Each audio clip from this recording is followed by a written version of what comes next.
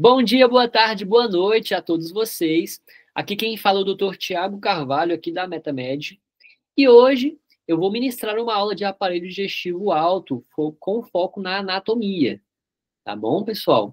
Então vamos dividir essa aula ali em 3 etapas, tá? Primeiro em anatomia do aparelho digestivo alto, depois aparelho digestivo baixo e glândulas anexas para a gente fechar esse módulo de anatomia com vocês. Tá bom? Então, sem mais delongas, né?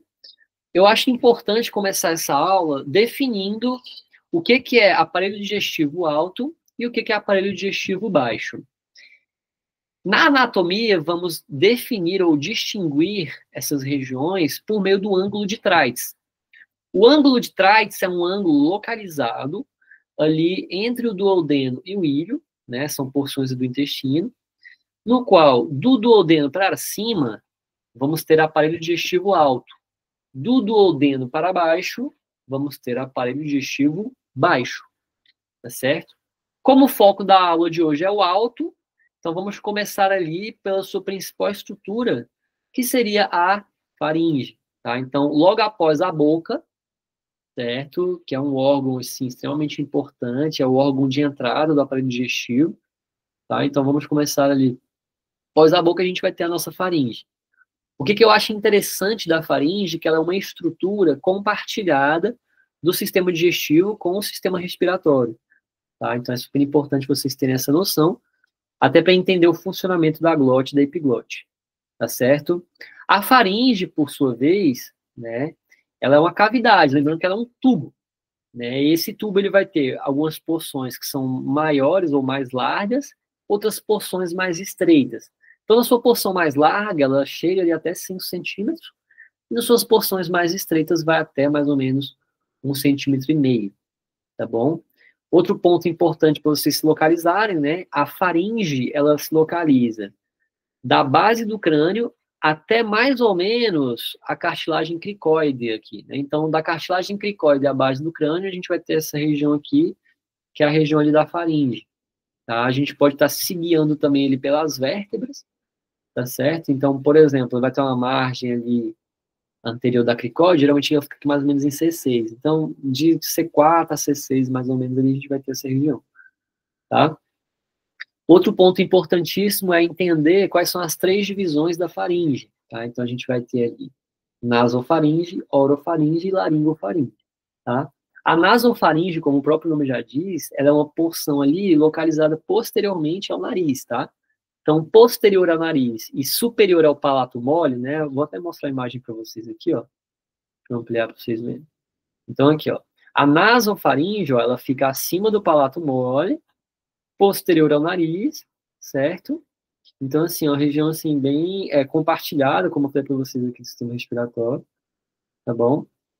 Descendo aqui, pessoal, a gente vai ter, ó, então, base do crânio, tá vendo? Da base do crânio é mais ou menos a cartilagem cricoide, né? Até mais ou menos aqui. E aí, como eu falei, ó, saindo da nasofaringe, a gente vai ter aqui, ó, orofaringe, que ela vai ser posterior à boca, tá? Então, no fundo da boca, a gente vai ter a orofaringe. E a laringofaringe, né, é uma porção ali que ela vai ser posterior à própria laringe, de fato, tá? Então, assim, quem eu acho interessante? Então, a laringofaringe ela é posterior à faringe, a orofaringe é posterior à boca e o nasofaringe é posterior ao nariz. Então, são os marcos ali de localização que vamos ter, tá bom? Outro ponto importantíssimo que temos que ter aqui noção é o quê? O tipo de musculatura que envolve o nosso trato gastrointestinal. Então, assim, em sua grande maioria, é uma musculatura que ela vai ser uma musculatura lisa, tá? Exceto em alguns trechos ali, a gente vai ter algumas musculaturas estriadas, né? Principalmente alguns anéis ali para a gente conseguir fazer algumas espécies de esfínteres, né? Ou estreitamentos. Mas a sua grande maioria ali vai ser, de fato, involuntário o movimento, né? É um músculo liso, certo? Então, assim, basicamente, a gente vai ter ali, ó, toda essa questão das margens, tá? Isso é importante vocês saberem, a localização, o que é posterior ao que, tá? Lembrando que ele é um tubo contínuo, né? Então, assim, vai indo da faringe, laringe, e vai indo embora, né? Exceto quando a gente chega na divisão entre respiração e digestão, né? Outro ponto muito importante são os músculos relacionados a toda essa estrutura da parede. Então, como eu falei, as paredes posterior, lateral, são formadas por músculos constritores, né? Médio, inferior à laringe. Além desses músculos, a gente vai ter alguns músculos ali relacionados à elevação, né, dessas estruturas, que seria o palato-faríngeo, o estilo-faríngeo, né? Que vamos estar citando eles agora aqui nesse próximo slide. Então, falando deles, né, pessoal, a gente vai ter ali toda essa parede da faringe, excepcionalmente, né, em relação ao trato alimentar, vamos ter uma musculatura formada apenas de músculo voluntário, tá? Em alguns momentos, mas a sua grande maioria, como eu falei, é involuntário mesmo, tá? Os exemplos clássicos de voluntários seriam a camada interna do músculo longitudinal e a camada circular externa. Por quê? Nessas estruturas a gente vai ter a maior parte do alimento com músculo liso, né, o resto do trato. Mas esses músculos que são mais voluntários, eles vão ter uma função ali de alguns tipos de movimento, principalmente no movimento de deglutição, movimento de fala, tá certo?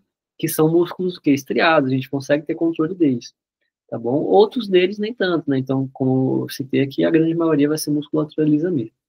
O músculo longitudinal externo, a camada circular interna, como eu falei para vocês, são musculaturas ali diferentes, que eles vão ter um controle maior. Para que ter esse controle, professor? É o seguinte, a camada circular externa desses músculos vão ter 3 constritores super famosos. Então, a gente vai ter o superior, o médio e o inferior. Esses músculos longitudinais internos, eles vão ser quem? Acabei de citar 2 ali, né? Então, o palato faríngeo, estilo faríngeo e também o salpingo faríngeo. Os 3 juntos, eles vão fazer o quê? Encurtar ou alargar, né? Ou, na verdade, elevar, na verdade, a faringe e a laringe durante a deglutição. Para que isso? Então, basicamente, assim, quando a gente deglute, não sei se vocês já notaram, mas faça um teste em casa, ó. Coloca a mão aqui mais ou menos assim. Procura aqui sua traqueia, seu esôfago. Engole saliva, engole água, enfim, faz um café, um suco. Quando vocês forem engolir, vocês vão perceber que essa estrutura, ela levanta, depois desce. Quem faz isso aqui é quem? O palato faríngeo, o estilo faríngeo e o salpingo faríngeo. Para quê? Para, na hora da deglutição, a gente tampar a glote, o alimento ele passar para o esôfago e não entrar na traqueia. Tá? Então, é basicamente, por isso que a gente faz essa elevação. Então, quando engole, ó, faz o teste, engole.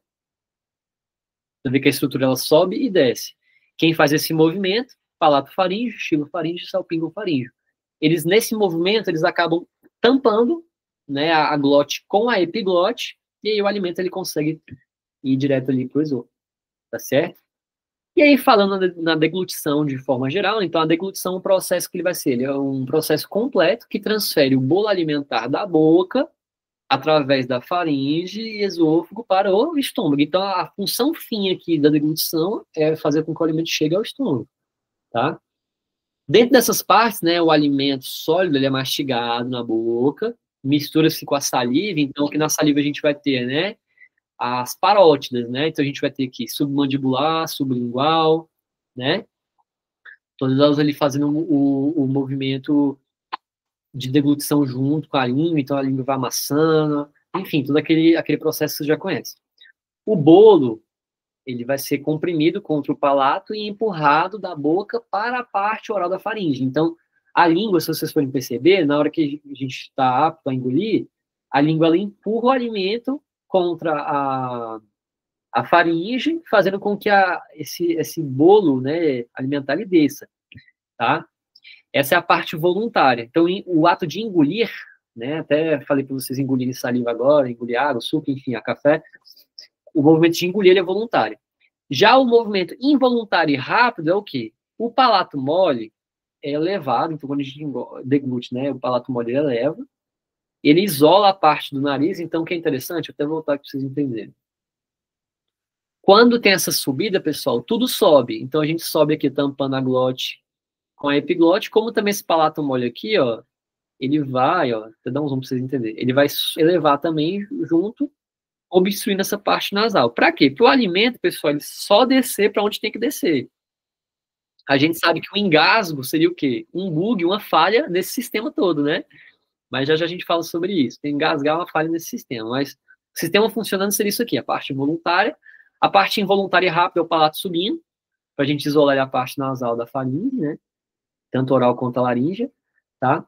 Como também a faringe larga, encurtando para receber o bolo alimentar. Então, ela vai ter esse movimento, assim, quase que peristáltico, para estar fazendo esse movimento. Então, os músculos supra-ióides e os músculos faríngeos longitudinais, né, eles vão se contrair, levando a laringe, a epiglote, se fecha e faz todo aquele movimento que eu falei para vocês, tá bom?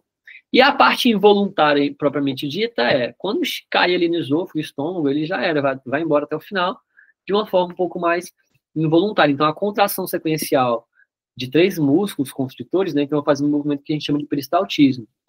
Ele vai criar uma crista peristáltica, né, que força desse bolo alimentar até o esôfago. Então, o peristaltismo agora ele vai continuando de forma involuntária, tá certo? Então, assim, até aqui tudo certo, o alimento ele conseguiu chegar no esôfago, maravilha, tá? O que é importante vocês saberem sobre o esôfago, né? O esôfago ele vai ser uma estrutura de tubo muscular, né? Então ele continua sendo um tubo. Ele vai ter aproximadamente 25 centímetros de comprimento, ele é grande mesmo. Por que ele é grande? Porque ele vai atravessar 3 áreas aqui importantíssimas, né? Então, assim, ele tem um diâmetro considerável, né, de 2 centímetros de mais ou menos. Vocês observem que ele vai ter uma porção um pouco mais encurtada, né, em relação, por exemplo, à faringe, que conduz o alimento da faringe para o estômago, né. Localize-se na divisão mediana da caixa torácica, seguindo a curvatura da coluna vertebral. Então, o esôfago é interessante que ele vai sempre seguindo a coluna. A faringe também já vinha seguindo a cervical como guia, né, então, dessa forma, a gente continua. Lembrando que o esôfago, né, como ele tem uma extensão muito grande, né, ele vai da cabeça até o abdômen, então ele vai ter suas porções, né? A porção cervical, né, que é essa porção aqui do finalzinho aqui da faringe, vai ter a porção cervical. Porção torácica, que o esôfago ele passa, que inclusive a pirose, né, que seria a queimação do estômago, ela confunde muito com indício de infarto, né? Como também ela vai atravessar aqui o diafragma, entrando no estômago, tá? Então, olha só que interessante. Vai ter uma porção cervical, uma porção torácica e uma porção abdominal, tá? Além disso, é muito importante vocês entenderem o seguinte, né? Quando o esôfago, ele é uma zona de transição. Então, o seu tecido, né? A gente vai ver isso depois nas outras aulas, né? O seu tipo de tecido, ele vai se modificando a partir do momento que a gente vai chegando próximo ao estômago. Outro ponto muito importante são os esfínteres, né? Então, esse esôfago, eles vão ter alguns esfínteres aqui para evitar com que esse alimento tenha um refluxo. Tá? Os principais esfínteres que a gente vai ter aqui seria aqui o da cárdia, tá? O que é o cárdia? O cárdia seria essa transição aqui de esôfago e estômago, tá? Então, a cárdia seria um dos principais esfínteres ali. Então, o estômago propriamente dito, né? Ele é um órgão em forma de J, né? Como vocês conseguem observar aqui, ó. É um órgão em forma de J. O que é importante vocês saberem da anatomia, tá? O fundo do estômago é essa parte de cima, tá? Não confundir, tá? Então, ele vem aqui do esôfago, ó, depois disso já tem o fundo. A cárdia, como eu falei para vocês, é essa região de transição entre esôfago e estômago. Professor, se é esôfago e estômago, por que o nome é cárdia? Se vocês forem observar, pessoal, essa localização aqui, ó, da transição do esôfago para o estômago, é bem próxima à região do coração, tá? Por isso que eles vão dar o nome de cárdia, tá? Outro ponto muito importante vocês terem em mente é o seguinte, tá? O esôfago está localizado no quadrante superior esquerdo. Por isso que é a cárdia, né? Então ele é mais à esquerda devido à questão da anatomia aqui, tá bom? Outro ponto importante é o que? Ali abaixo do diafragma, mais à esquerda, tá? Até porque o estômago ele fica mais à esquerda mesmo. A principal função é basicamente processar esse alimento ingerido, quebrando de uma forma mais gradual essa substância até ela chegar ali. E a gente chama ela de quimo. Tá? Então, esse bolo alimentar, quando ele passa pelo esôfago, a gente vai chamar de quimo. Chegando no estômago, né? O estômago, ele vai ser dividido em 4 partes principais. Tá? Tem a parte da cárdia, que eu falei para vocês que é uma zona de transição. Ela é a parte superior do estômago, que conecta com o esôfago. Tá certo? Ela é uma incisurazinha assim, né, a cárdia. Tem uma curvatura leve, tá certo? Muito boa, muito importante. Já o fundo, né, do estômago, como eu falei para vocês, né, o fundo, ele fica na parte de cima, não confundir isso. Tá? O fundo gástrico, ele vai ser a parte superior, arredondada, né, do estômago. ela se localiza ali mais à esquerda também. Inclusive, na radiografia, a gente consegue ver o fundo gástrico, tá? Aquela bolinha ali de ar que temos ali é o fundo gástrico. Por quê? Porque o ar ele é menos denso, ele vai subir, então fica alguns gases acumulados, eles acabam acusando na radiografia, né? Então, o corpo, depois do fundo, a gente vai ter o corpo. O corpo é a maior parte do estômago como um todo. Tá? Então, a maior parte, onde vai ter mais digestão, vai ser no corpo mesmo, né? Como vocês conseguem observar, o corpo é toda a estrutura mesmo do estômago. Chegando aqui no final, a gente chega na região de antro, né? E até o esfíncter pilórico, né? Vai estar se encontrando nessa transição. Então, região de antro seria o final, né? Então, a parte pilórica, o antro, é o final. E aí, quando a gente chama de piloro, né? O piloro ele seria o final do estômago e início de intestino delgado, ou o duodeno, né? Então, a transição entre duodeno e estômago a gente vai chamar de piloro. A transição entre estômago e esôfago a gente vai chamar de cárdia, tá? Essas são estruturas importantíssimas vocês estarem na ponta da língua com ela. Tá bom, pessoal? Então, como eu falei assim, ó, a parte pilórica, né, ela vai ser subdividida também em antro e em canal pilórico, tá? Então, entender isso aí. Então, a gente tem um antro, seria essa parte final aqui, e o canal pilórico, que seria essa transição de fato, é o esfíncter, tá? O piloro é a abertura do estômago para o duodeno, e o músculo esfíncter piloro, né, vai controlar essa passagem, como eu citei, de alimentos, né? O estômago tem duas curvaturas, então, não sei se você viu aqui, eu tenho uma curvatura que vem por fora, que a gente chama de curvatura maior, e tem essa curvatura de dentro, que a gente chama de curvatura menor, tá? Outro ponto muito importante é o que? A gente vai ter ali, ó, toda a parte de incisuras angulares. Então, como eu falei para vocês, tem uma pequena curva menor no estômago que se chama piloro e a outra aqui que se chama cardio. Essas curvas, elas funcionam como se fossem esfíncteres, são controladores de acesso, tá bom? Saindo do estômago, chegando ali na estrutura do duodeno, o que é importante vocês estarem recordando? O duodeno, ele faz parte do intestino delgado, né? É a primeira porção do delgado. Ele é a primeira porção desse intestino, né? E a parte mais curta também, que isso é importante saber. Ele é o primeiro mais curto. Ele vai ter uma grande função endocrinológica, que a gente vai estar falando dele lá na frente também, mas assim, o seu nome é derivado do latim, né? Se deve ao fato do órgão ter um comprimento de cerca de 12 dedos, né? De 25 a 30 centímetros. É duodeno, né? Duo, 12, né? Legal, né? Já pararam para pensar nisso? Precede o jejum e o ilho, como vocês sabem, né? O intestino delgado é duodeno, jejum e ilho, então precede ali o jejum. Junto com eles vão formar o intestino, né? Como eu falei para vocês, eles vão começar ali no duodeno e vai terminar lá depois do jejum e o ilho, tá? O ilho ele vai transitar ali com o intestino delgado. Nos seres humanos, o duodeno ele vai ser um tubo oco, tá? Ele vai ligar o estômago e o jejum, onde ocorre a maior parte do processo digestivo. Então, como eu falei para vocês, gente, 80% da digestão ocorre no duodeno, é onde vai ter a maior ação de enzimas, né, onde tem a maior ação de hormônios, então é onde vai estar todo o processo, né, seja degradação ali de proteínas, lipídios ou carboidratos, tá? A parte interna tem um aspecto mais ondulatório, então ele é bem onduladinho assim, até para a gente conseguir ter uma absorção maior, com várias pregas, né, cobertas de vilosidades intestinais, que aumentam muito a área de absorção dos nutrientes, tá? Então, lembrar também que o duodeno é dividido em partes, né? Então, vai ter uma parte aqui, ó, superior, que é essa parte que se liga ao estômago em si. A parte descendente, então, se vocês forem observar, o duodeno, ele é quase um C, assim, um C meio mal feito. Então, ele começa aqui, ó, parte superior, parte descendente, em verde, tá vendo? Parte horizontal e depois ascendente. Porque ele meio que sobe um pouquinho, ó. Antes do esôfago transicionar, né, o duodeno transicionar para jejum, ele sobe, ele tem uma curvatura. Essa aqui que é o ângulo de Treitz, ó.